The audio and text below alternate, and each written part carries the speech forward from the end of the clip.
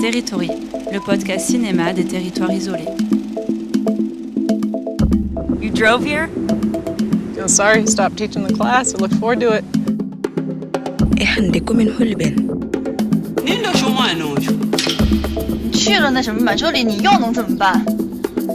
Let's go, let's go! Donc la politique, c'est comme une discothèque. Ici, ils l'ont appelé le paradise, mais ils sont trop cons.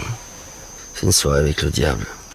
Bonjour et bienvenue dans le podcast Territory. Pour ce nouvel épisode d'entretien, deux invités viennent échanger avec nous autour d'un film qui a marqué cet été brûlant.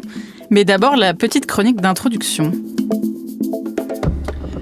Aujourd'hui, dans Territory, une autrice et consultante est venue accompagner son réalisateur, diplômé de la FEMIS, d'une maîtrise et d'un diplôme d'études approfondies sur les représentations de la masculinité dans le cinéma américain des années 90. Elle a depuis confronté sa plume à des récits plus différents les uns que les autres, tout en se répondant. D'une main aiguisée pour accompagner des réalisateurs face à leur premier long métrage, comme Un vrai bonhomme, du scénariste Benjamin Parent, et Comment je suis devenu un super-héros, réalisé par l'ex-acteur Douglas Attal. Elle affine son style et sa créativité avec la création de la série Les 7 vies de Léa sur Netflix et sa participation à l'écriture de la saison 2 d'Hippocrate du médecin-réalisateur Thomas Lippy, diffusée sur Canal+. La voilà donc venir prêter main forte à ce jeune cinéaste déjà remarqué par les moyens-métrages La Bande à Juliette et Coqueluche, passés tous deux par le festival Côté Court à Pantin, entre autres. D'abord seul au scénario, il a fait le choix d'introduire une collaboratrice aguerrie au récit qu'il voulait construire puis filmer. Autour du premier long-métrage L'épreuve du feu, sorte de coming of age où la destinée brûlante d'un jeune adulte amoureux et transformé, renouant avec le lourd passé et l'île qui l'emprisonne, vient embraser la destinée d'une fille hors du commun que personne n'attendait ici. Finalement, c'est un peu une histoire d'amour et de lutte des classes qui prend place à Noirmoutier, cette île du golfe de Gascogne, plus connue pour ses marais salants, ses dunes et ses forêts de chênes verts. Dans ce cadre de beauté, la place est prise par deux impitoyables talents, Félix Lefebvre, loin d'été 85 de François Ozon, et la nouvelle venue, Anja Verderosa. Il est difficile de passer à côté de l'arche évolutive des personnages, tellement l'intensité des prestations et leur écriture se fait rare dans le paysage des récents premiers longs métrages, annonçant l'évidence d'une sélection aux révélations et propulsant leurs interprètes comme de sérieux challengers au César des meilleurs espoirs. Leur présence est appuyée par le poids des seconds rôles, brillamment interprétés par, entre autres, la toujours très juste Suzanne Joannet ou Victor Bonnel, nouveau visage déjà bien identifié. On aurait tellement à dire, à creuser et explorer, comprendre par quelle subtilité passe cette autrice et son réalisateur pour simplement nous raconter un récit aussi intime, pouvant friser avec le thriller ou la tragédie grecque. Ainsi va l'itinéraire d'être déchiré, froissé par les réalités du passé et les mauvaises intentions, jusqu'à ce qu'arrive ce climax que nous garderons secret, là où le dernier long plan séquence nous renverse tandis que le générique s'affiche, dans un espace devenu sauvage et hostile, accueillant la pluie et la marée montante. Plus de 100 000 entrées au compteur depuis sa sortie en août dernier, une belle promesse pour ce film qui semble pleinement interroger ou bousculer une large audience, mais qui mieux que les créatrices pour nous en parler. Bonjour Charlotte Sanson et bonjour Aurélien Père, bienvenue dans Territory. Bonjour. Merci, bonjour. Merci d'avoir répondu à notre invitation. Et en une petite heure ensemble, on va parler du film, de votre manière de travailler, de vos références, de votre cinéphilie, etc., etc. Mais d'abord, les premières questions de curiosité. Laetitia, je te laisse la main. J'en ai marre de passer pour la cagoule de service. Dégage! Charlotte et Aurélien, on va parler d'abord de l'origine. Ma première question est comment s'est passée votre rencontre et qu'est-ce qui a posé les bases de votre collaboration? Je vous laisserai vous partager la parole. Notre rencontre, on en parlait juste avant, c'était à la suite d'une projection de Coqueluche, donc le moyen-métrage qui a été le point de départ de ce film et qui a été projeté au Luxor. Et Charlotte est venue me voir à la sortie pour me dire qu'elle développait un projet de série avec un personnage dont elle parlera mieux que moi, qui pouvait être proche de celui de Coqueluche à certains égards et qu'elle avait du mal à convaincre les gens avec qui elle travaillait autour de la légitimité d'un personnage ce type à l'écran, et c'était à une époque où on voyait beaucoup moins de cette typologie de personnage, là où depuis on en a vu pas mal. Tu te souviens ? Tout à fait, ouais. En fait, alors t'as volontairement pas utilisé le terme, alors c'est peut-être choquant, mais pour moi, ouais, c'est des personnages de bimbo, quoi, pour le dire franchement. Et moi, c'est des personnages qui m'ont toujours fascinée en tant que féministe, quoi, parce que je trouve que c'est une suraffirmation de la féminité qui est une forme de lutte en soi. Et moi, j'avais essayé en série chez Arte à l'époque de porter un personnage comme ça, et ça allait pas de soi. Et du coup, quand j'ai vu le personnage de Coqueluche, effectivement, j'étais assez épatée de ce traitement, quoi. Et puis après, il me semble qu'on s'est recroisés pas mal de fois, parce que ça reste un petit milieu quand même, le cinéma français. Ouais. Il me semble. Hein. On s'est revus. Ouais, exactement. Et Charlotte, qu'est-ce qui définit, selon toi, une bonne relation de travail entre une consultante et un réalisateur ? Et concrètement, à quel moment du développement du scénario tu interviens le plus ? Et est-ce que tu peux nous raconter une situation où ton regard a changé la trajectoire d'une scène ou d'un personnage ? Alors là, il y a beaucoup de questions dans la question. Ouais. Alors déjà, pour préciser, moi, ça m'arrive de travailler à plein de postes différents en tant que scénariste. Ça va de la création de séries à l'accompagnement d'un réalisateur ou d'une réalisatrice à l'écriture de son long métrage, à parfois venir moi en renfort dans une équipe d'écriture de séries que j'ai pas créée. Et aussi, voilà, les consultations, ça fait partie des nombreuses choses qu'on fait en tant que scénariste. Après une consultation, il y a plein de moments différents où la faire sur un projet de film. Parfois, on intervient très tôt quand quelqu'un se pose des questions dès l'étape du séquencier ou du synopsis. Mais c'est vrai quand même que le plus souvent, il y a au moins une version dialoguée qui a été faite pour aussi distinguer avec la coécriture, parce que c'est vrai que si on intervient trop tôt, ça peut un peu se mélanger avec de la coécriture. Là où la consultation, c'est vrai que c'est pas mal d'arriver avec un certain recul et donc de ne pas avoir été impliqué trop dans les réflexions préalables. Et là, il se trouve que dans le cas d'Aurélien, je suis arrivée assez tard sur le développement du film, puisqu'il avait une version qui était quand même déjà très aboutie quand je suis arrivée. Et c'était pas la première fois qu'on me faisait intervenir comme ça à une étape assez avancée du projet. Et je trouve que c'est pas mal, parce qu'on sait dans ces cas-là qu'on va que aller vers le mieux, mais que beaucoup de choses sont trouvées, quoi.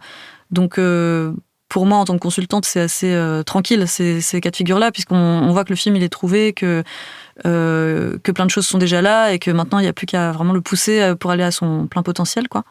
Si je me souviens bien, c'était le cas aussi sur Un vrai bonhomme de Benjamin Parent, qui lui était coécrit aussi par Théo Courtial. Ils étaient deux à l'écriture en tout cas. Alors, c'est pas hyper évident pour moi de me rappeler d'une scène précise, dans le sens où c'est il y a déjà un petit moment. Et puis, si je me souviens bien, on avait surtout beaucoup travaillé les trajets des personnages sur la durée, en fait, presque comme on fait des arches narratives en série, donc en se décollant un peu des scènes elles-mêmes. Et c'est, si je me souviens bien, plutôt Aurélien ensuite qui avait réinjecté le fruit de nos discussions dans les scènes, en fait, quoi. Arrête-moi si je dis des bêtises, mais il me semble qu'on avait beaucoup travaillé sur le personnage de Félix pour faire plus affleurer son trajet, quoi. Oui, ça a clarifié son parcours, et aussi c'est un personnage qui pouvait paraître un peu passif et avec pas une motivation propre et en plus qui est un peu influençable, et du coup il lui manquait un peu des enjeux intérieurs qui justifient pourquoi il faisait ces choses-là pendant tout le film. Et ça, Charlotte m'a aidé un peu à mieux comprendre en fait ce personnage et finalement à créer un nouveau personnage, parce que je pense qu'entre la version que Charlotte a lue et celle que j'ai écrite suite à sa consultation, c'est deux personnages différents, et du coup à lui donner une vraie épaisseur et qu'il soit pas uniquement pris entre quatre vents, et voilà. Mais une scène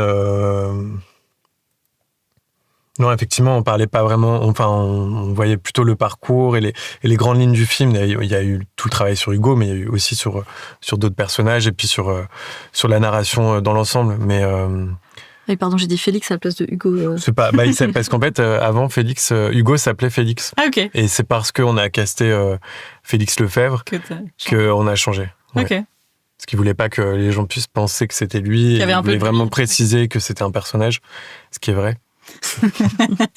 Ok. Par rapport à ton apport, Charlotte, est-ce que ça pouvait arriver que dans la vision initiale, Hérolien, évidemment, tu peux y répondre aussi, hein, dans la vision initiale que tu avais, une proposition de Charlotte pouvait aller à un contre-courant de ce que tu avais prévu, mais qui devenait du coup une bonne idée.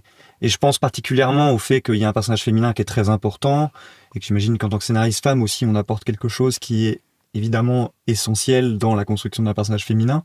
Est-ce que justement tout ça, est-ce qu'il y a quelque chose qui s'est passé autour de ça ou pas foncièrement? Alors c'est marrant, moi j'ai plutôt l'impression de mieux m'y connaître sur la masculinité que sur la féminité au final. Je suis pas forcément spécialiste de la féminité, on va dire. Par contre, j'ai pas mal travaillé sur la masculinité quand j'étais... à la base, je me destinais à une carrière de chercheuse et c'était dans ce cadre que j'avais fait ce mémoire sur la masculinité au cinéma dans les années 90. Et ensuite, il se trouve que j'ai pas mal travaillé sur des films de type, comment je suis devenue super-héros ou même un vrai bonhomme. Enfin, finalement, les questions de masculinité que j'ai travaillées au cours de mes études se sont retrouvées un peu par la bande à infuser le travail que j'ai pu faire aussi...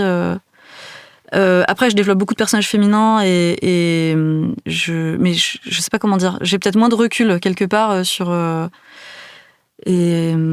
Oui, c'est ce que. Enfin, je pense que on a un regard différent quand on est des femmes entre guillemets sur, comme tu dis, la masculinité et ce qui transparaît en général, quoi. Disons qu'en tant que femme féministe, quand on me fait venir sur un projet où il y a des personnages féminins qu'il faut rehausser, ça va être souvent pour faire attention à leur traitement, des choses comme ça. Là, il n'y avait pas du tout ce sujet, dans le sens où le personnage de Queen est déjà hyper forte, hyper haute en couleur. Si je me souviens bien, quand je suis arrivée sur le projet, l'idée c'était plus comment avoir un personnage masculin qui ne se fasse pas constamment voler la vedette aussi, puisque elle prend de la place. Ouais, mais dans le bon sens, quoi. Donc, si je me souviens bien, sur Queen, on n'a pas changé beaucoup de choses, en fait. Non, le personnage est resté peu ou prou le même, mais effectivement, c'était comment raconter. Il y avait un problème, tout simplement, parce que là, on est en train de parler de presque ce qui s'est passé après avoir fait au fil de la consultation, mais avant ça, quand on a appelé Charlotte, c'est parce qu'il y avait un problème dans le récit. Il y avait quelque chose qui fonctionnait pas trop. Moi, je voulais raconter le film à travers le point de vue d'Hugo. Et en même temps, Hugo n'existait pas. Et ce qu'on comprenait, c'est que ce qui m'intéressait le plus, c'était le personnage de Queen. Et après, c'est Charlotte qui, justement, en lisant le scénario et en me faisant ses retours et ses notes de lecture et alors j'ai pas tous les termes, mais c'est ça. qui m'a permis comme je disais tout à l'heure, à mieux comprendre le personnage Hugo et donc à lui donner une épaisseur et à lui donner presque une légitimité à être un personnage principal qu'il n'avait pas encore. Mais pour tout ça, avant tout, quand même dans l'optique de réparer un récit qui était un peu bancal. Oui, sans rien enlever. L'idée n'était pas d'enlever des choses à Queen, c'était vraiment que lui soit à la hauteur en face, quoi. Après, pour préciser, c'est quand même très courant, les problèmes de personnages principaux à l'intérieur d'un film ou même d'une série. C'est souvent là-dessus qu'on a le plus de mal parce que souvent, on met un peu de nous-mêmes dans le héros ou l'héroïne. Donc, paradoxalement, on les rend un peu passifs parce que c'est presque nous en train de regarder le film déjà. Alors que le spectateur ou la spectatrice, généralement, ce qu'ils attendent, c'est tout sauf être passif, puisqu'ils sont déjà eux-mêmes assis dans un fauteuil de cinéma. Donc, on aime bien que les héros veulent des choses, des désirs, voilà. Mais étonnamment, on se retrouve quand même souvent à plus batailler autour du personnage principal, quoi. C'est assez classique comme enjeu, on va dire, quoi. Et après, pour parler plus précisément d'Hugo, si je me souviens bien, le gros du travail qu'on a fait, c'était vraiment... travailler autour de lui qui appréhende cette nouvelle masculinité avec l'idée qu'arriver avec cette fille à son bras d'un coup lui permet d'entrer dans une forme d'euphorie de tester des choses qu'il n'avait pas faites avant et notamment avec son propre corps dans l'espace au milieu des autres, etc., quoi. Donc on a, si je me souviens bien, pas mal parlé de choses comme ça aussi. Puis de rite de passage un peu, c'est vrai que c'est un personnage qui brûle toutes les étapes, le temps de 7 semaines de vacances, de ces 7 jours de vacances, il passe par beaucoup de choses et Et grâce à Charlotte, on a un peu recentré toutes ces choses autour de sa quête de masculinité. Donc c'est quelqu'un qui a perdu 30 kilos, qui arrive sur cette île avec un nouveau corps, avec effectivement une femme à son bras qui peut être considérée comme une bimbo et donc a tous les attributs de l'hyperféminité. Et donc il le légitime lui aussi dans sa quête de virilité, et qui se retrouve face à des personnages masculins assez... je pense au personnage de Paul, qui est incarné par Victor Bonnel, qui est un homme d'acier, Victor Bonnel. Enfin, il est tout en muscles, et voilà. Et donc, il passe par toutes ces étapes. Il se fait raser le crâne à un moment dans le film. Donc, il se transforme à nouveau.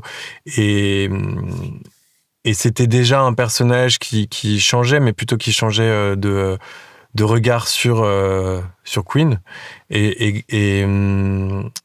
Et suite au travail avec Charlotte, il y a eu ce truc où un peu tout convergeait. C'est-à-dire que lui, il évoluait aussi de son côté. Et c'était pas uniquement un film sur quelqu'un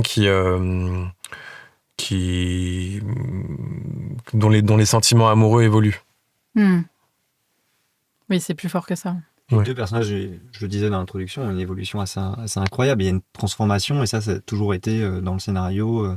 cette transformation qui arrive chez chaque... Lui, il se rase le crâne, et elle, sans spoiler, mais retire à un moment donné tout. Et moi, ça m'a impressionné quand je l'ai vu dans le film. J'ai fait la réflexion, on n'a pas vu le film ensemble avec Laetitia, et j'ai fait la réflexion, je dis, c'est un compliment, j'ai jamais vu... Enfin, j'ai l'impression d'avoir jamais vu ça dans un premier film français, et j'en vois beaucoup. Avec un personnage aussi haut en couleur, qui d'un coup a une transformation. Cette scène où il revient et qu'il la trouve dans le salon, qu'ils se sont séparés, qu'ils ont passé l'après-midi en séparés, qu'il la retrouve et qu'elle est complètement changée. Est-ce que vous, à l'écriture, il y avait déjà cette pour moi, cette coupure, entre guillemets, un peu intemporelle, presque, par rapport au reste du film? Cette coupure en elle, enfin ce changement, parce que justement, Charlotte en parlait du changement chez lui. Et j'imagine que le changement chez lui était indispensable pour qu'il y ait le changement chez elle. Enfin bref, il y a tous ces changements qui vont se basculer, et le film parle beaucoup de transformation aussi. Il y a un côté presque de film de genre, entre guillemets, si on le voyait comme ça.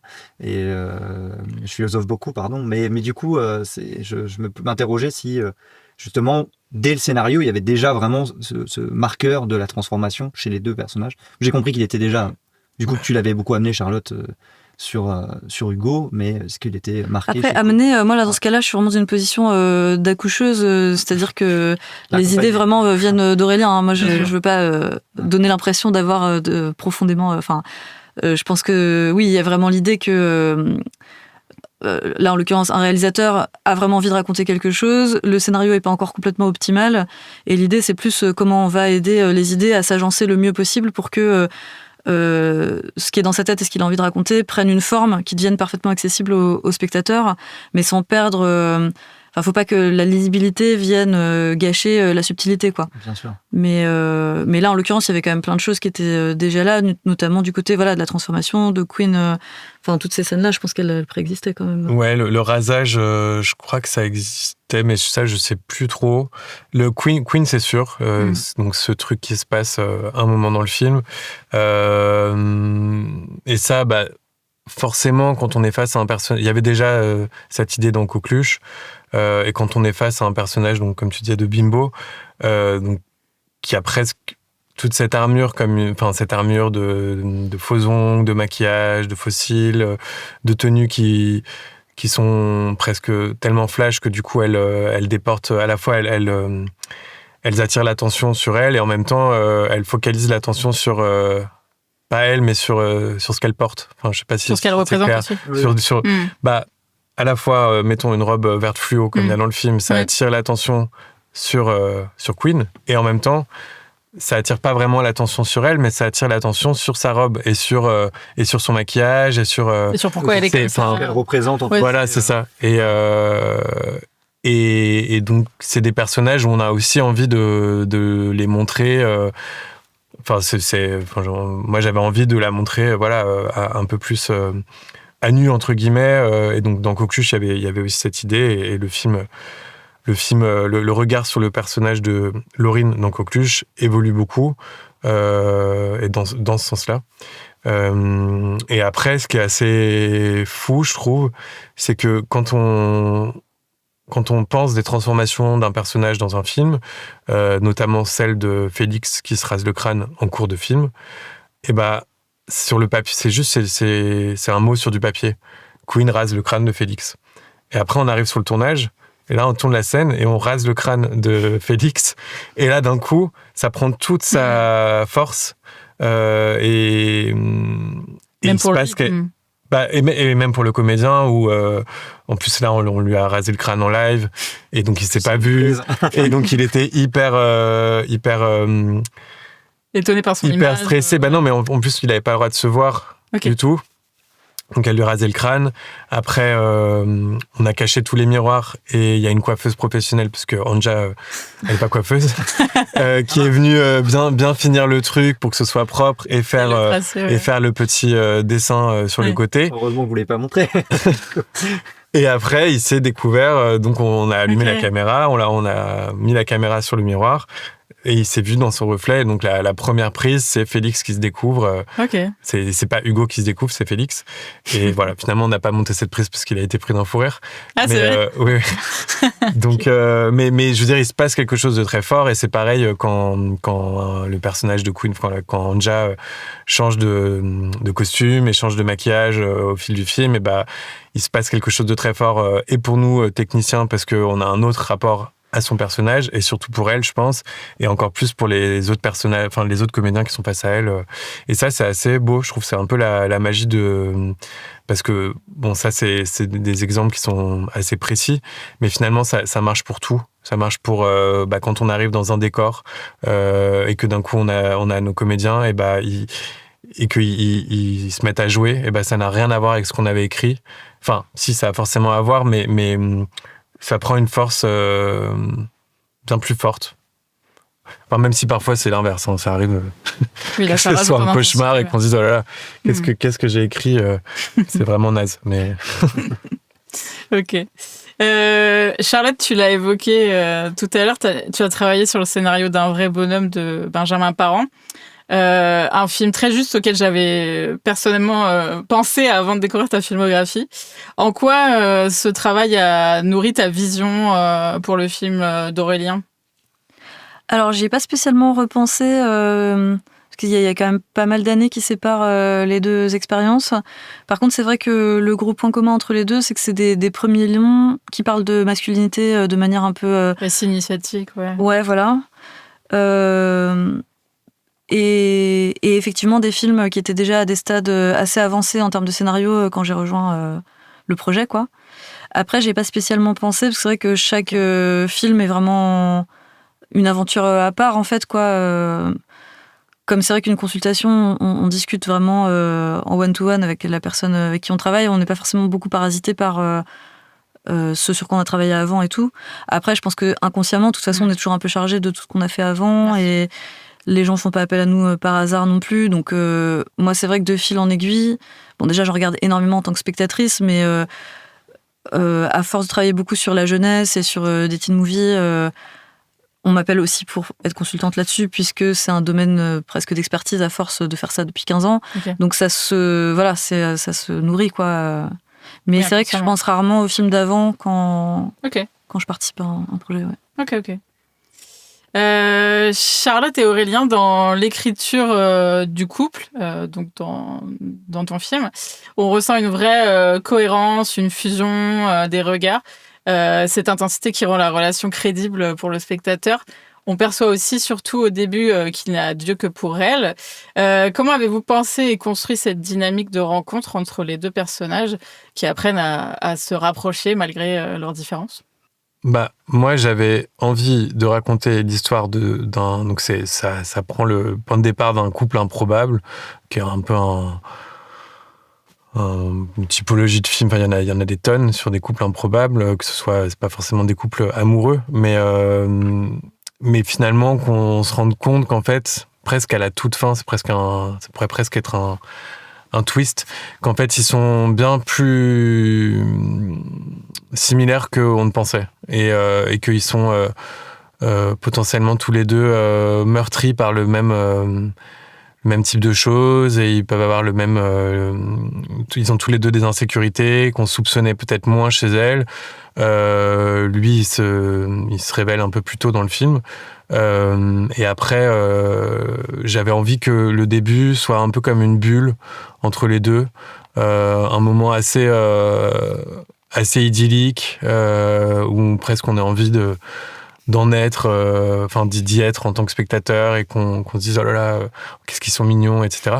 Et finalement, moi je trouve pas que ça fasse tellement ça, en fait, après avoir le jeu fait que, l'incarnation fait que, et puis les directions qu'on a prises à la fois au tournage et au montage font que je trouve que dès le début, comme Hugo est très stressé, c'est pas non plus une petite bulle de paradis. Il y a peut-être une scène où ça se passe vraiment bien entre eux, et là c'est la scène où arrivent les autres, donc les regards extérieurs. Donc, et cette scène, il y a un peu ce truc de petite bulle mignonne, effectivement. Et après, c'est cassé par la présence des autres, et on a très peu de scènes où ils sont que tous les deux ensuite. Voilà, je sais pas si j'ai... Après, moi, là, je vais plus parler en tant que spectatrice qu'en tant que consultante. Mais moi, une fois ayant découvert l'incarnation par les comédiens-comédiennes, ça m'a quand même frappé le côté très touchant d'une première histoire d'amour, en fait, quoi. Effectivement, il y a des choses qui ont un peu changé, et puis c'est normal, un film, c'est que voilà, à chaque étape, on fait le deuil de l'étape d'avant, etc. Mais il y a quelque chose vraiment de très fort, je trouve, de cette... ce côté un peu première fois, l'été, premier amour, quoi, voilà. Et je pense que ça fait partie des choses qui ont ému les gens dans le film. Oui, mais quand je dis stressant, c'est le premier amour, mais en fait, un premier amour, c'est... Je trouve ça horrible, c'est hyper fragilisant. En plus, quand on n'a pas confiance en soi, on est tout le temps en train de se dire oh là là, mais là j'ai pas une crotte de nez. Enfin, et c'est en ça que je voulais dire que cette petite bulle, elle n'existe pas, elle n'existe pas dans le film, pas tout à fait. Et en même temps, c'est normal parce que c'est pas ce que le film raconte. Donc voilà. Non, mais complètement, parce qu'on voit qu'il est hyper stressé au début. Il a beaucoup d'attentes. Il se demande même si elle est là vraiment pour lui. Enfin, voilà, c'est pas idyllique, mais en même temps, c'est hyper sincère et on y croit, quoi. Oui, c'est ça. Ce début.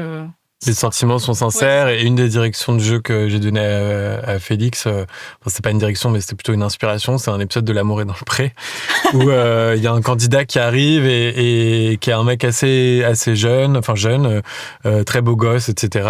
Et il y a sa prétendante qui arrive, et il est tellement en panique que déjà il est rouge brique, et puis et c'est vrai que son physique, on s'attend pas du tout à ce qu'il ait cette gêne, alors qu'en plus il est pas non plus, il a pas 17 ans, il a 28, 29 ans. Mm-hmm. Et donc voilà, c'était un peu une des références que j'avais données, ouais. Dans le film, Hugo revient sur l'île transformée, plus mince, on l'évoquait tout à l'heure, se sentant presque une nouvelle personne, et aspire à rejoindre ce groupe d'amis issus d'un milieu aisé, avec manoir, bateau. Ils font des grandes études à Paris. Le film aborde aussi de manière subtile la question des différences de classe et du désir d'appartenance. Comment avez-vous abordé l'écriture et la mise en scène de cette dynamique pour traiter ce sujet de manière juste, sans caricature, tout en montrant la pression que ressent Hugo pour s'intégrer à cette bande d'amis ? Je ne sais pas si on peut dire amis, mais... D'anciens amis. Ouais. Et même avant. Il va à tout près être ami avec eux, mais... Là, c'est vrai qu'on a travaillé... Il y a pas mal d'idées aussi qui sont venues dans le travail qu'on a fait ensemble. Notamment, alors déjà, c'est question de rite de passage. Par exemple, je sais que la scène de la cocaïne, c'est une idée qui est venue... alors avec Charlotte, c'était plutôt une idée de... Voilà, il fait quelque chose qu'il n'a pas l'habitude de faire, un peu sous la pression des garçons. Et donc, tu parlais de shot ou de trucs comme ça. Et puis même ce moment où et finalement, c'est devenu de la cocaïne.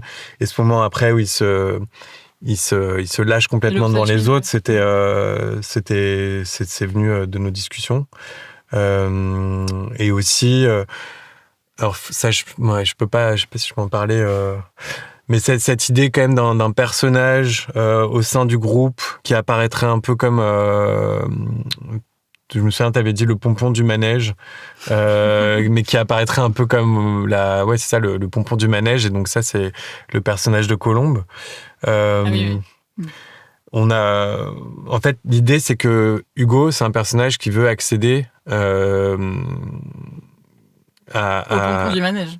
Bah ouais, le pompon du manège ne fait que changer au fil du film. Oui, bien sûr. Mais il veut d'abord accéder à une vie de couple, donc avec Queen, pour être en un sens rentré dans la norme, quoi. Ensuite, il se voit proposer d'accéder à ce groupe aussi grâce à Queen, parce que quand on leur propose de venir à cette soirée, à mon sens, c'est aussi parce qu'il y a Queen. C'est certes parce qu'il a changé d'apparence, mais parce qu'il a cette fille qui intrigue à côté de lui.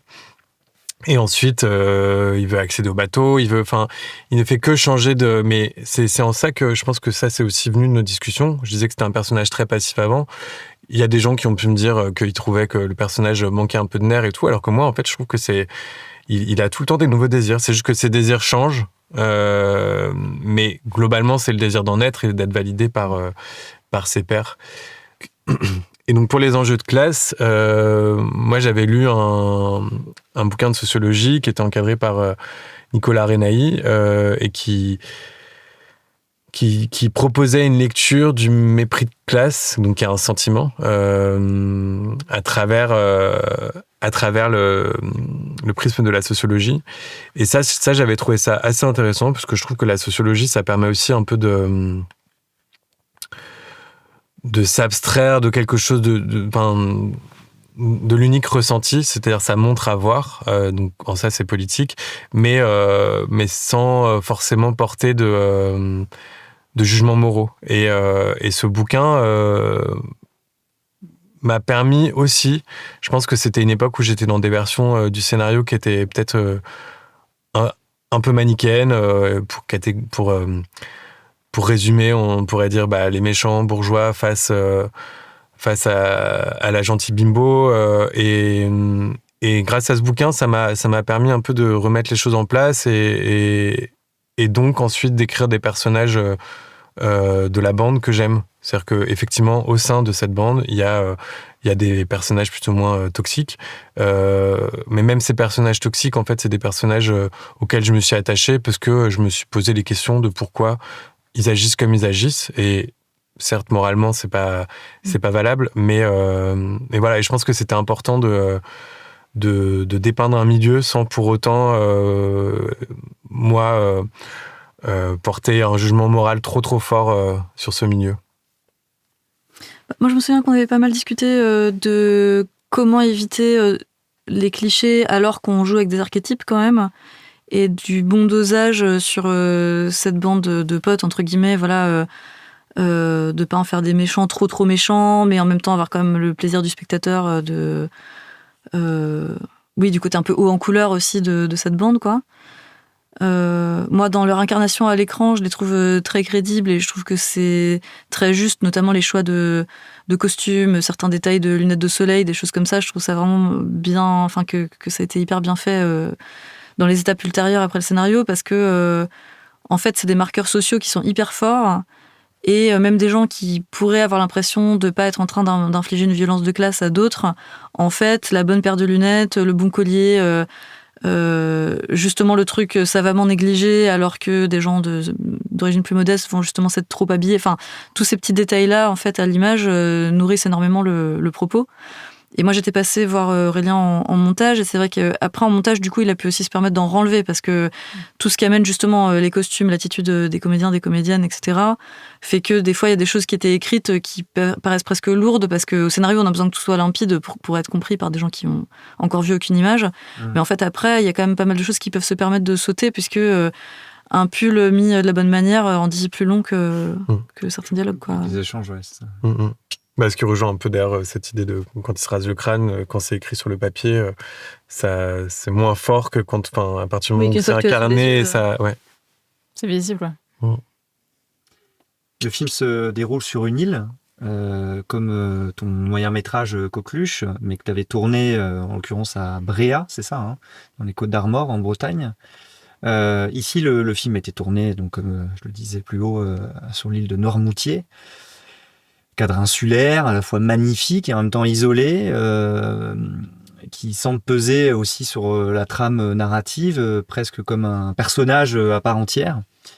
On aime bien ici, dans notre podcast, parler des lieux, de l'espace. C'est un sens très important pour nous aussi, dans ce qu'on essaye de défendre en matière de cinéma. Est-ce que vous pouvez nous parler, tous les deux, l'un et l'autre, chacun avec vos mots, évidemment, de ce choix et de ce que représente l'île dans votre manière de raconter cette histoire? Alors là, je vais vraiment laisser la parole à Aurélien parce que en plus, c'est pas du tout un sujet sur lequel on s'est penché ensemble. Là, ça lui appartient vraiment, donc je le laisse vraiment répondre. Alors, l'île, c'est venu de Coqueluche, qui se passait effectivement sur une île.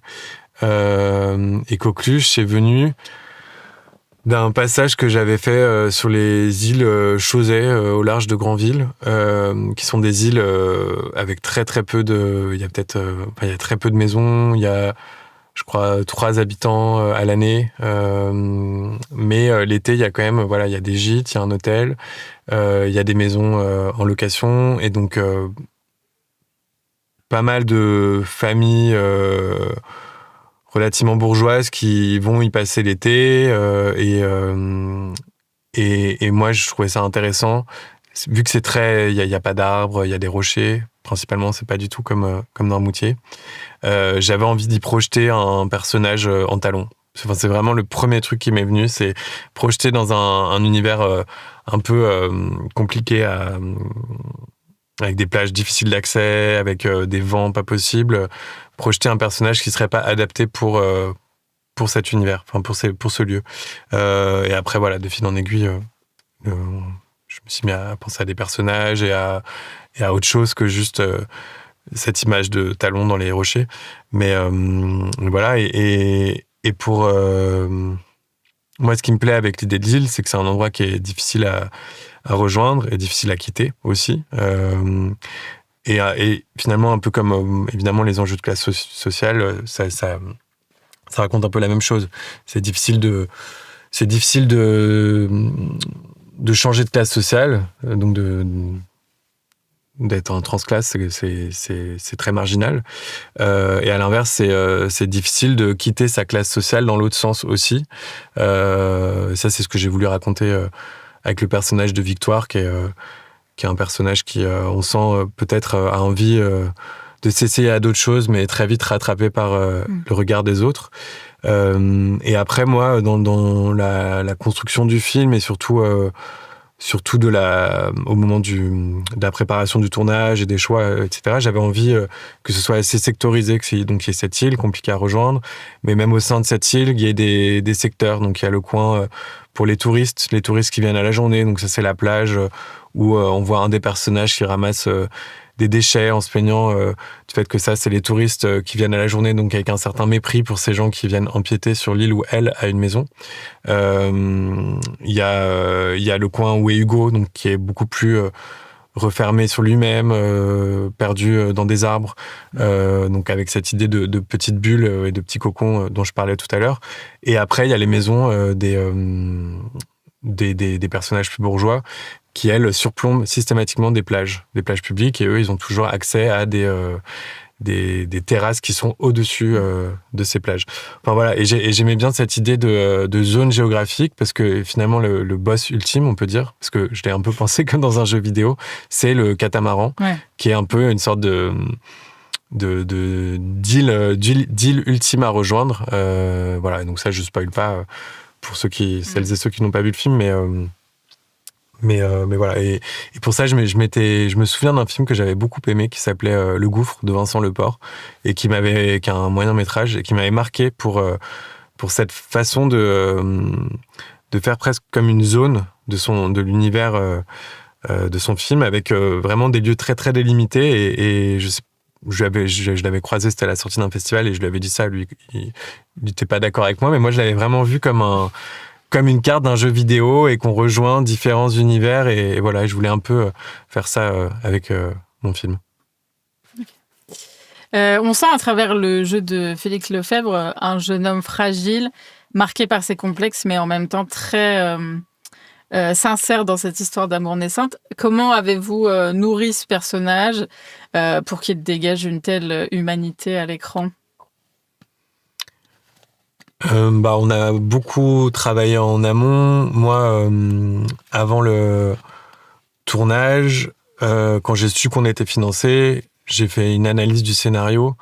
Donc ça a duré 3 mois. J'ai analysé le scénario à travers le prisme de chacun des personnages pour me retrouver à la fin avec un document qui faisait 400 pages, voilà, un truc... mais qui me permettait d'avoir une meilleure compréhension de chacun des personnages. Alors évidemment, le personnage d'Hugo et le personnage de Queen, il y avait beaucoup plus écrit sur eux que sur les autres. Et donc, avec Félix, on s'amusait parce que on s'est vus donc, en préparation et on parlait du scénario et tout, et il me posait des questions et j'avais toujours un peu réponse à tout. Et il disait, c'est bizarre, t'as réponse à tout. Et je disais, justement, c'est parce que j'ai fait ce travail avant. Et pour le nourrir, moi, j'avais envie de montrer un garçon sensible, relativement fragile aussi, qui se fait un peu dévorer par d'autres gens et qui se laisse happer par des injonctions viriles et qui finit par viril et de classe et qui finit par s'y perdre. Mais donc ça c'est la dimension plus théorique, on va dire. Et donc avec Félix, c'était plus d'essayer de créer des souvenirs de vécu d'Hugo, de son adolescence, parce qu'un comédien est jamais censé réfléchir à ce que son personnage raconte. Lui, il est censé vivre, le jouer, ouais. Voilà. Et donc c'était beaucoup des choses comme ça. Et après, c'est aussi tout un travail que Félix a fait de son côté avec les petits éléments que je lui donnais. Et lui, par exemple, il a écrit 80 pages manuscrites sur son personnage. Il a fait pendant 3 mois. Il était à la salle de sport et il y allait tous les jours. Et tous ces jours où il était à la salle de sport, il se mettait dans la tête d'Hugo, il imaginait qu'il voyait Queen qui faisait du sport à côté, parce que c'est à la salle de sport qu'ils se sont rencontrés. Donc voilà. Avec Queen, jouée par Anja Verderosa, vous proposez un personnage féminin rare à l'écran. Elle est solaire, généreuse, libre, mais jamais caricaturale. On sent que vous avez voulu éviter l'écueil du cliché de la fille superficielle. On en parlait tout à l'heure, l'image de la bimbo. Alors oui, elle aime se faire belle, on en parlait, elle a des faux ongles, elle a toujours des super tenues, mais elle est bien plus que ça. Moi, ce qui m'a touchée, c'est aussi la manière dont elle est regardée par Hugo. Elle l'accepte comme tel qu'il est, sans chercher à le changer, et ça, c'est au fond... je vais la refaire. Sans chercher à le changer, et c'est ça, au fond, l'amour. Est-ce que cette volonté d'écrire une héroïne affranchie des stéréotypes et capable d'aimer dans cette sincérité-là était présente dès le départ ? Oui, je pense. L'idée de partir d'un stéréotype, donc de la bimbo, ce qui était présent, c'était l'envie de le déjouer ensuite. Au fil du film, de montrer à voir qu'elle n'était pas que ce que le spectateur pouvait percevoir d'entrée de jeu. Il y avait ça aussi déjà dans Coqueluche. Et à la base, il y avait ma découverte du loft. Ok. Ouais, que j'ai découvert. J'avais pas le droit de le regarder quand j'étais petit, et donc je l'ai découvert au moment où j'ai commencé à... juste avant d'écrire Coqueluche, et Loana. il y avait un montage sur YouTube, Loana, voilà. Et j'ai découvert j'ai découvert Loana dans le loft, et moi j'avais tous ces a priori sur elle parce que les bruits de cours de récré, quoi. Ouais. Et en découvrant qui elle était et en regardant ces images que j'avais jamais vues, j'ai vu quelqu'un de très sensible qui m'a touché. Et voilà, c'est de là qu'est parti ce désir pour Coqueluche, même si le personnage de Laurine et de Queen sont très différents, mais je pense qu'il y avait cette même envie de partir d'un cliché et puis et par ailleurs, ensuite j'ai lu l'autobiographie de Loana. Ok. Elle m'appelait Miette. Miette, c'est le nom que sa mère lui donnait. Et dedans, elle raconte que donc elle était stripteaseuse à Nice et elle adorait faire du striptease parce que elle mettait une perruque, elle se mettait des lentilles rouges, elle se surmaquillait, elle avait les ongles, etc. Et elle avait l'impression que c'était sa carapace et que elle se sentait extrêmement puissante, cachée derrière cette carapace. Et il y a une phrase du bouquin qui est assez touchante, qui dit « Il y a de Loana, la petite huître et la grande pin-up ». Et ça, par exemple, c'est quelque chose que j'ai fait lire à Anja ce bouquin, et parce que pour moi, on peut dire il y a deux queens, il y a la petite huître et la grande pin-up. Ok. J'avais pas pensé à la figure de Loana, j'avoue. Mais oui, ça me paraît... Qui est un peu daté maintenant, et voilà, l'idée le personnage de Queen est contemporain et pas inspiré de Loana en soi. Mais, c'est quand même revenu là avec la série aussi Amazon. Culte, ouais. Ouais, c'est ça. Après, moi, j'ai l'impression que les jeunes filles d'aujourd'hui, notamment via TikTok et Insta, se réapproprient beaucoup cette figure de femmes hyper puissantes, hyper lookées, etc. Et j'ai l'impression que c'est plus décomplexé que dans les années 90 où c'était un très fort stigma social. Moi, j'ai à peu près 10 ans de plus qu'Aurélien, et du coup, le Loft, je l'ai vu, j'avais le droit de le regarder. Et nous, on était fascinés à la fois par ces nouveaux corps, ces nouvelles personnalités, etc. Mais c'est vrai que quand les gens en parlaient, il y avait vraiment un mépris de classe hyper fort. Comme si c'était forcément des gens écervelés, qui n'étaient pas en contrôle du tout de leur image, etc. Là, aujourd'hui, avec les influenceuses notamment, voilà, je pense que les jeunes filles, elles ont pléthore de modèles. J'ai pas envie de trop enjoliver. Je sais que parmi tout ça, il y a parfois des dérives, notamment sur les trucs. On voit aussi le retour de l'anorexie, des trucs comme ça. Enfin, voilà, j'ai pas envie de dire que tout est génial, mais je pense quand même qu'il y a plein de manières de vivre sa féminité aujourd'hui. Qui peuvent aller de la bimbo à des stéréotypes qui vont complètement à l'inverse de ça, et que c'est quand même beaucoup plus ouvert que moi quand j'avais 20 ans, quoi, vraiment. Oui, c'est sûr. Et des films comme celui d'Aurélien vont continuer à faire bouger aussi, j'espère, les choses, quoi. Complètement. Oui, tout à fait. Oui, puis comme disait Laetitia, c'est qu'il y avait un truc... Moi, autant c'est un truc, moi, personnellement, qui me m'horripile tout à fait, tout le monde... Et j'ai regardé le Loft, mais je crois qu'on est de la même génération. Mais moi, j'ai pu voir des extraits parce que j'ai des grands frères et des grandes sœurs, donc je me planquais. Mais du coup, à l'école, on parlait du Loft, mais il n'y avait pas les réseaux sociaux. Donc, il y avait un truc qui était caché, etc. Et je trouve que, justement, ton film est une réponse aussi aujourd'hui à ces personnages d'aujourd'hui qui sont parfois des caricatures d'eux-mêmes, dans beaucoup de films d'ailleurs. Et souvent dans des films qui sont même portés des fois par des gens qui viennent eux-mêmes du monde de l'influence ou des réseaux sociaux. Et là, en fait, le fait que ça se mélange au milieu de tout ça, il y a quelque chose de très, très délicat, très presque doux. Moi, j'avais comme une forme d'affection pour les deux personnages, parce que je trouve qu'en fait, d'ailleurs, c'est intéressant parce que Charlotte a exploré la masculinité. Le personnage de Hugo pourrait être un personnage qui regarde les vidéos de mascu à fond et être dans cette démarche-là. J'imagine que ça faisait partie aussi de vos intentions, peut-être tous les deux aussi, sur Hugo, par exemple. Ça a fait partie des choses qu'il a regardées en prépa, ouais. Enfin, j'ai fait regarder des vidéos de coach love, un peu gourou mascu, comment séduire une fille en 10 minutes. Et je me suis raconté que Hugo, potentiellement, se préparait à ses vacances. Enfin, il s'était préparé à la première fois où il était allé parler à Queen en regardant ce genre de vidéos. Et voilà. Mais évidemment, c'est pas dit dans le film. Et ça, c'est juste. Mais ça se sentait en tout cas. C'est de la prépa pour les comédiens. Il y a un sentiment enfin, ça, c'était pas. Je veux dire, je trouve que ça, on le ressent. On le voit. Enfin, j'ai l'impression que vraiment le personnage, comme il se construit, il est un nouveau Hugo. Oui, il a tout à façonné. Donc, il peut regarder ce genre de vidéos pour s'informer et prendre ce qu'il a à apprendre même. Et je trouve ça vachement bien que ça y soit pas, justement, parce que c'est tout l'intérêt du propos, et le personnage, malgré lui, devient déjà quelqu'un et se transforme aussi, donc c'est ça aussi qui est hyper intéressant. Voilà. Puis, je pense que les gens qui ont 20 ans aujourd'hui, il y a toute une culture commune, c'est-à-dire que même sans être un mascu soi-même, je pense qu'ils ont tous vu au moins une fois une vidéo de Tout Condor, ou je pense qu'en fait déjà YouTube et puis maintenant Twitch, etc. Enfin, il y a une vraie culture commune des gens de 20 ans. Donc, on peut imaginer quelqu'un comme Hugo, même si c'est pas un mascu, un sel, etc. De toute façon, il a connaissance de ces choses-là, et après, ça infuse forcément, quoi. Je fais la transition avec la scène intime entre Hugo et Queen dans le film, qui n'est pas seulement physique. Elle révèle beaucoup sur la dynamique de leur couple, sur la façon dont ils se découvrent l'un et l'autre. Comment avez-vous pensé sa construction et sa mise en scène pour qu'elle serve l'histoire et pour qu'elle fasse avancer les personnages et reste fidèle à la psychologie de chacun, et évidemment sans tomber dans la gratuité? Et comment vous avez travaillé la scène même avec les comédiens en prépa, quoi?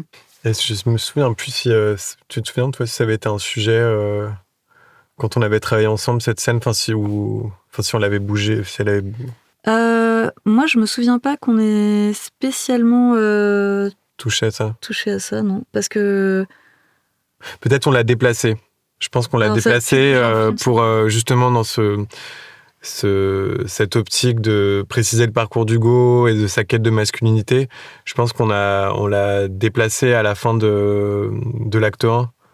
Oui, alors c'est vrai que maintenant que tu en parles, il y avait tout un sujet sur quand est-ce qu'ils allaient coucher ensemble. Après, la question de comment et la question de la sensualité entre eux, etc., ça, c'est vraiment des choses qui ont été travaillées entre Aurélien et ses comédiens. Oui. Ça, pour le coup, oui. Mais avec toi, on l'a déplacé dans le Oui, voilà, dans le c'était récit. plus la justesse de la timidité et de à quel moment ça devenait possible entre eux, en fait, quoi. C'est plus ça. Et la scène en elle-même, on a travaillé. Alors d'abord, c'était très précis ce qui se passait dans cette scène. Donc chaque mouvement c'était chorégraphié, quoi. Après, il se passe pas, il n'y a pas tant de mouvements, donc c'était assez simple. Et puis on a répété ça mécaniquement avec les comédiens habillés et la chef opératrice et la script, et on prenait des photos pour avoir les plans, pour que les plans soient précis et que ça aille vite au moment du tournage. Et après, ils ont répété ça individuellement avec une coach. Et après, C'était une coordinatrice d'intimité? Non, c'était pas une coordinatrice d'intimité, c'était une coach de jeu. Ok. Donc d'abord, elle a travaillé avec Anja, après elle a travaillé avec Félix, et après elle a travaillé avec Anja et Félix, et après avec Anja, Félix et moi. Okay. Et après, sur le plateau, il y a tout un dispositif qui est habituel, avec les peignoirs, un truc, voilà, équipe réduite. Mais c'était un stress, cette scène. C'est toujours un peu un stress, surtout quand on travaille avec des jeunes comédiens, même si, en l'occurrence, Félix, il était pas du tout inquiet, il en a fait plusieurs des scènes comme ça, mais Anja, c'est non seulement son premier rôle, mais en plus, il fallait jouer une scène comme ça. Donc elle était un peu stressée, mais finalement pas tant stressée. Enfin, ce qu'elle m'a dit a posteriori, c'est que c'était pas tant le tournage de la scène qui l'avait stressée. Ça, une fois qu'elle y était, elle y était. C'était plutôt après l'idée que ça reste. Et ça, je trouvais ça intéressant parce que j'y avais jamais pensé de cette manière. Mais voilà, mais ça s'est très bien passé. Par ailleurs, ils s'entendaient très bien tous les deux, donc il y avait un peu, ils se soutenaient tous les deux.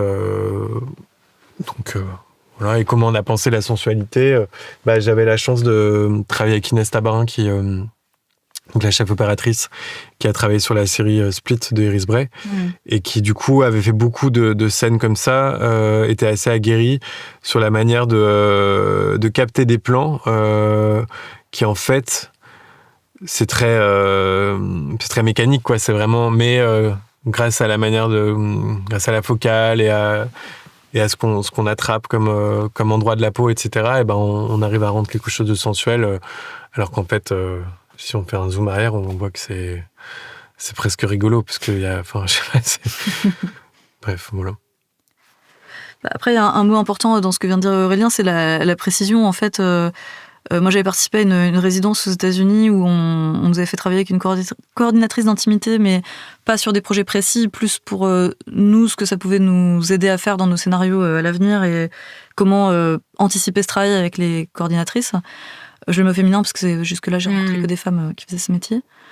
Et un détail vraiment hyper important sur lequel elle insistait, c'était de absolument tout nommer. Parce qu'en fait, des dérives qu'il y a pu avoir dans le cinéma il y a un certain temps maintenant, c'est parfois parce qu'il y a du flou sur qu'est-ce qui se passe exactement.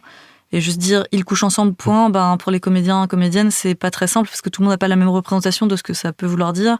Du coup, de l'attente du réalisateur ou de la réalisatrice. et de ce qu'ils vont devoir, ou elles vont devoir donner à l'image, voilà. Alors que si c'est très précis, ça permet que des questions soient posées, que tout le monde puisse...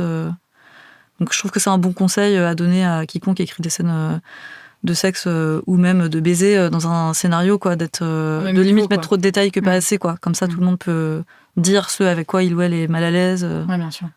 Et puis même, je pense que du coup, ça leur appartient pas. C'est-à-dire que si on fait de l'impro, même si on fait de l'impro, par exemple, sur des dialogues, un échange de dialogues, une impro, hop, je sais pas, une scène où je dois me moquer de Queen. Et ben là, je vais sortir un truc. Et ça vient de ma tête. Donc, bon, c'est de l'impro, et c'est pas grave, on sait, c'est du texte, c'est pas... Mais il peut y avoir un doute de, est-ce que vraiment je pense ça? Dans une scène de sexe, on dit oui, alors là, vous vous embrassez et vous couchez ensemble. On met les deux en train de le faire. Et tiens, là, si je pose ma main là-dessus, est-ce qu'elle va se dire, ou est-ce qu'il va se dire que c'est moi qui ai envie de toucher cette zone de son corps, etc. Et donc, ça met une espèce de truc où on sait plus trop... on sait plus trop qui est qui et est-ce que ça vient rendre flou les liens aussi entre les comédiens et comédiennes, à mon sens. Et ça, en un sens presque, ça inhibe, alors que s'il y a une feuille de route à suivre très claire, ça permet d'être concentré sur le jeu et rien que sur le jeu, quoi. Aurélien, tu commençais à évoquer ton travail technique, alors on va se plonger un peu plus dans la fabrication. Désolé Charlotte, mais tu peux aucun problème, évidemment intervenir à tout moment, puisque c'est super intéressant, tu es venu au montage aussi, on va en parler un petit peu. Il y a le fait de tourner sur une île, tu es parti tourner dans un cadre assez particulier et spécifique. Alors moi, nous, dans Territory, on aime beaucoup parler de l'image, parce que c'est un sujet qui nous plaît aussi beaucoup, et justement, tu l'évoquais, tu as travaillé avec Inès Tabarin, qui est une super directrice de la photographie, qui s'est fait remarquer, entre autres, par Ama Gloria, qui était un film qui était à la Semaine de la Critique il y a 2 ans, si je ne me trompe pas, et qui a fait, entre autres, ses armes auprès de Sean Price Williams, je ne sais pas si tu le sais, en étant son assistante sur Good Time des frères Safdie et Third Street de Nathan Silver. Des expériences où l'esthétique visuelle est très importante. Et pour ce film, je sais que vous avez échangé sur des références comme Beach Race d'Elisa Hittman, malheureusement qu'un film inédit en France, mais dont la sublime photographie en 6 mm était dirigée par la directrice de la photographie française, Hélène Louvard. Et je crois qu'il y avait aussi un héritage assumé au cinéma de Jacques Lauzier, ce que j'ai lu. Est-ce que tu peux nous parler un petit peu de ces choix que vous avez faits, de vos directions? Et aussi, j'avais fait une petite remarque, parce que justement, c'est un cinéma dans les références qui est plutôt tourné vers la pellicule. Du coup, vous avez le choix de tourner en numérique avec des plans qui sont plutôt stables et des moyennes et longues focales. Est-ce que vous avez eu envie de cette photographie brûlante pour tout de suite, ou plutôt, où vous aviez pensé aussi à d'autres photographies qui auraient pu coller au film? Pardon, c'est un peu long, ma question est un peu longue mais technique, mais je voulais aussi évoquer ces choses-là pour les auditeurs. En fait, oui, il y a effectivement Jacques Rosier, mais ça, c'était pas tant des... Enfin, c'est difficile parce que je trouve le travail avec... quand on prépare un film, on s'envoie des références qui permettent de dialoguer. Mais finalement, le film ressemble jamais à ça. En tout cas, pour moi, dans mes expériences donc dans les 3 films que j'ai faits, c'était toujours ça. On avait beau s'échanger plein de références, à la fin, ça ressemblait pas à ça. Et ce qui est bien d'ailleurs. La question de la pellicule, finalement, c'est surtout qu'on a ce goût tous les deux pour des images qui s'approchent de celles de la pellicule. Et donc, à l'étalonnage, c'est une direction qui a été prise. Parce qu'en plus, l'étalonneur... Laurent Ripoll, il a ce même type de goût. Et il y avait effectivement cette envie d'un été brûlant, mais après ça, c'est quelque chose sur lequel on n'a absolument aucun contrôle, parce que comme on était un film fauché, on ne pouvait pas avoir de projecteur dans les scènes d'extérieur, donc en fait, s'il fait gris et qu'il pleut, on tourne, il fait gris, il pleut, voilà. Et d'ailleurs, la scène de fin, il pleut. Et ça, c'est les aléas de la météo. Donc, justement, en fait, quand je dis ça ressemble jamais aux références qu'on échange, peut-être que sur des films avec plus d'argent, il y a une maîtrise plus grande de ce à quoi ça va ressembler exactement. Et voilà. Mais après, moi, je sais que la lumière... moi, ce que j'ai dit à Inès surtout, c'est que je voulais qu'il y ait le plus de place laissée aux comédiens possible et qu'on n'ait pas à attendre trop longtemps entre les changements de plan. C'était ça le plus important pour moi. Même idéalement, je voulais que, par exemple, dans la maison d'Hugo, on ait le plus de sources lumineuses qui soient placées en hauteur, donc jamais dans le champ, et des sources lumineuses de jeu, donc des lampes qui peuvent être filmées parce que c'est des lampes qui sont dans la déco, pour qu'on puisse se retourner, faire un champ contre champ et pas attendre une demi-heure entre le changement de plan, pour garder une espèce d'énergie, puisque j'avais conscience qu'on tournait avec des comédiens jeunes et avec des degrés d'expérience différents, mais surtout pour garder cette énergie de la bande de jeunes et donc voilà. Donc ça a un peu guidé tous les choix qu'elle a dû faire ensuite avec sa chef électro Manon Coronne. Mais sinon, je pense que j'ai oublié une des... Non. Je parlais de vos références et de vos échanges, du choix du numérique qui a répondu. Oui, du coup, j'ai fait... Mais t'as fait tout groupé, mais comme ma question était groupée, ta réponse était très bien groupée. Non le choix du numérique, ça, c'est aussi... c'est parce qu'on n'avait pas du tout les sous de faire de l'argentique. Oui, après, effectivement, c'est toujours des choix évidents. Il y a des films qui se font faucher en argentique, mais qui ont la contrainte de tu voulais de l'espace pour les comédiens, la pellicule nous contraint à beaucoup de choses aussi. Donc évidemment, mais c'est pour ça que je voulais te poser la question aussi, parce que je lisais dans vos références qu'il y avait beaucoup de choses qui étaient en lien avec la pellicule, et donc c'est pour ça que j'avais envie de te poser la question. Mais j'étais curieux justement de savoir un peu. Pour finir là-dessus, je disais que oui, tous les choix, tous les références qu'on s'échange en prépa, finalement le film n'y ressemble jamais vraiment. Par contre, tout le travail qu'on fait en prépa de découpage et surtout de comment filmer, de réfléchir à comment on filme nos personnages, ça c'est quelque chose qui reste. Et tu parlais des focales. En l'occurrence, voilà, il y a une évolution de la manière dont on filme Hugo et Queen qui est corroborée aux focales en fait. Les focales changent au fil du film et c'est aussi la manière. Ça nous permet de filmer ces deux comédiens différemment, ces deux comédiennes différemment grâce aux focales. Ça se passe comment avec elle? Ça se passe bien, elle est marrante. C'est Nature Adventure. Bon, on arrive à un moment clé de notre podcast parce que le temps tourne, voilà. Mais nous, on interroge toujours nos invités sur leur cinémathèque personnelle. Avec une particularité chez Territory, on ressort les films de territoire, évidemment, des zones reculées, des œuvres indépendantes en milieu hostile. Bon, le spectre, il reste assez large, hein, évidemment. Et justement, je voulais faire un lien avec ton film, Aurélien. En général, il m'arrive de trouver des films qui font écho à celui de nos invités, et je dois dire que j'ai pas eu ce sentiment de déjà vu avec ton film, et ce qui est très positif, hein. Mais je vous cache pas que ça me surprend et ça me donne encore plus envie de savoir du coup ce qui vous anime cinématographiquement. Du coup, on va commencer avec toi, Charlotte, si tu veux bien. Est-ce qu'en dehors du travail de ton travail avec Aurélien, des films sommeillent en toi, et est-ce que tu as pu par exemple recommander des films à ton collaborateur qui auraient pu faire écho à votre travail, ou pas du tout, même juste par simple curiosité? Alors, comme on s'était quand même pas mal croisés avant de travailler ensemble sur ce film spécifiquement, je sais pas si c'était à l'occasion de la consultation ou avant, mais je pense qu'on a quand même dû parler de références communes de type Buffy contre les vampires. Enfin voilà, je pense que moi j'assume complètement d'avoir une cinéphilie qui est complètement éclatée entre des films d'auteur voilà, au Panthéon de la Cinémathèque et d'autres endroits de culture légitime comme ça. Mais je pense que la particularité de nos générations, c'est on assume de mélanger ça. D'ailleurs, Aurélien a cité tout à l'heure L'amour est dans le pré, sans aucune virgule. Voilà, on n'est pas très embêtés à... Nos auditeurs, aller regarder des épisodes. Voilà.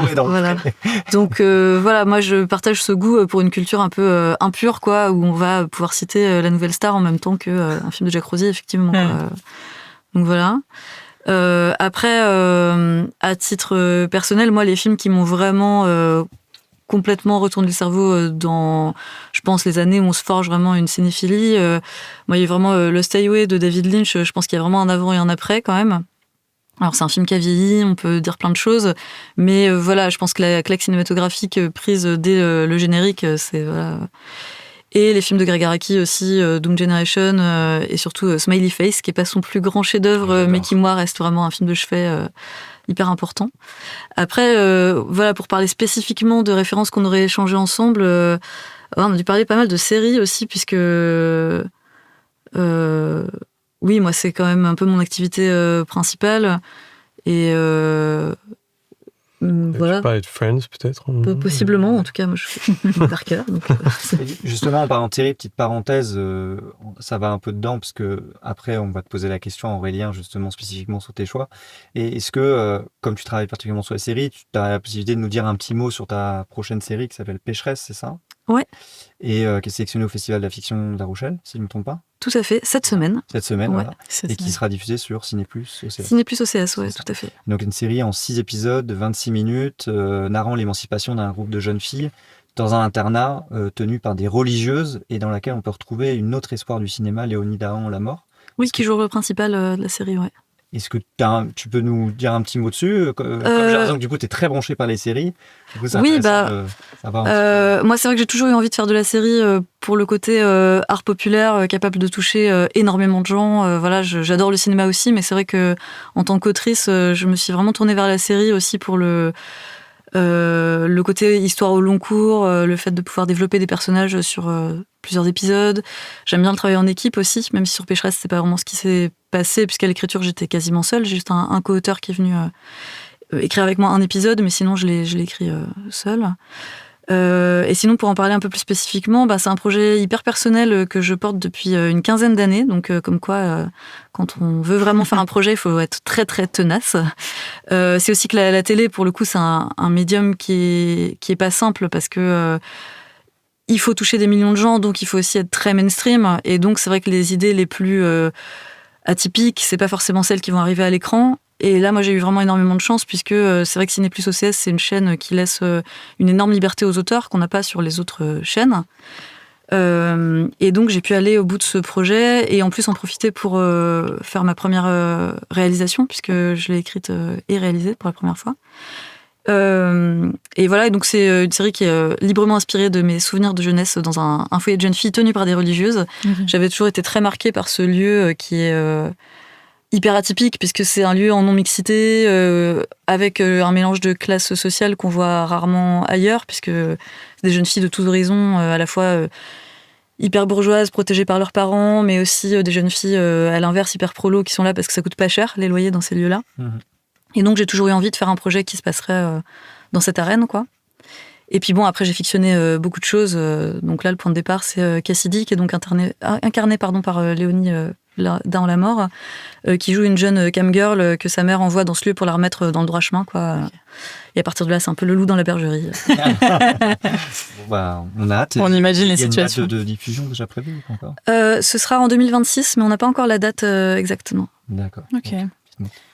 Et Aurélien, du coup, sur tes références cinématographiques, séries, télé, tu veux nous en parler ?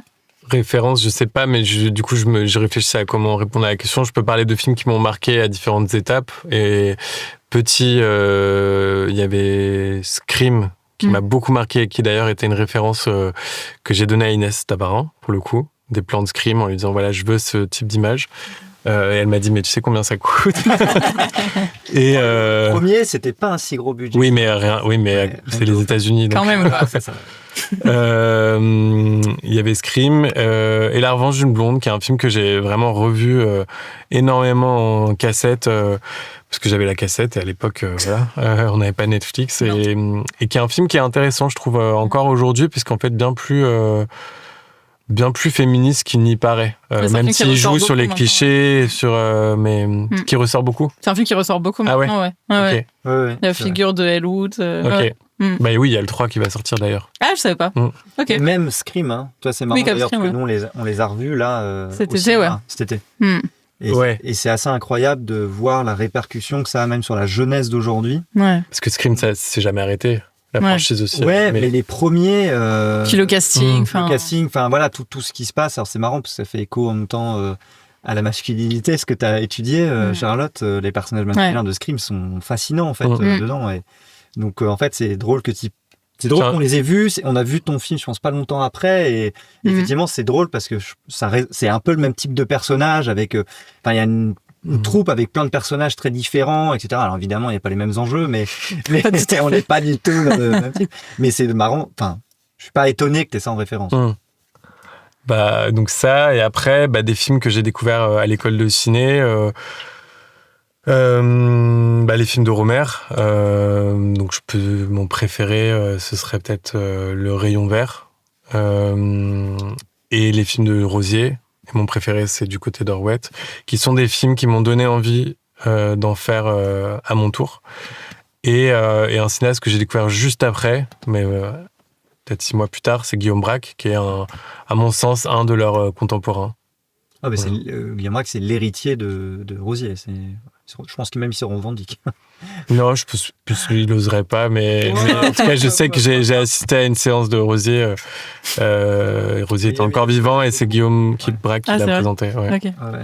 Mais en même temps, c'est positif. Je trouve que c'est comme c'est des cinéastes. Rosier a un peu disparu, il est revenu un peu. Parce que Guillaume Braque en a beaucoup parlé. Quand Thomas est sorti, il en avait reparlé, tout ça. Je trouvais ça. Et il a fait jouer Bernard Ménez, qui est l'acteur de fétiche. Exactement. Tout à fait. Voilà, c'est la fin de notre épisode. Merci encore une fois d'avoir accepté cette invitation, Charlotte et Aurélien. Merci à vous. Voilà, L'épreuve du feu de Aurélien Père, écrit avec la collaboration de Charlotte Sanson, est en salle depuis le 13 août 2025 dans l'Hexagone et en Outre-mer. Plus pour longtemps. Mais on va espérer, parce que le film marche bien et je suis content que ça tienne encore bien. Encore 2 semaines, je pense. Et moi, j'étais en Bretagne ce week. Enfin, chez mes parents, le film était dans pas mal de salles en Bretagne. Et elle est au fin fond de la Bretagne. Ouais, vraiment. Donc c'est pour préciser. Il y a 2 salles qu'il avait, donc j'ai dit à mes parents d'aller voir. Donc, on dira jamais assez aux auditeurs, allez-y le plus vite possible, du coup. On va remercier quand même par ailleurs l'équipe de distribution, Paname Distribution, parce qu'on cite toujours, nous, les distributeurs, et c'est toujours important. J'espère que vous êtes contents du travail qu'ils ont fait. J'ai l'impression qu'ils ont fait un beau boulot de communication. On a eu la bande-annonce assez tôt. Je me souviens que c'était... donc, c'est super. On est content que le film fonctionne et que le film soit bon. Et voilà, on peut le redire, la série de la série Pécheresse, donc en 2026. Début 2026 sur OCS Ciné+. Pour suivre les actualités du podcast, il suffit de se connecter sur les plateformes d'écoute et la page Instagram @territory_podcast. N'hésitez pas à nous écrire ou nous faire des suggestions. Nana, Kwaheri, au revoir, Kenavo, bonne journée ou bonne soirée. Et n'oubliez pas, le cinéma, c'est partout où vous vous trouvez. C'était Territory, un podcast produit par Shaman Labs, Hassan Kamrani, Gérobec et Romain Pourrieux. Réalisation et présentation, Germain Le Carpentier, en collaboration avec Laetitia Bénéat. Composition et création musicale, Fred Auger, avec la participation de Mélanie Roux.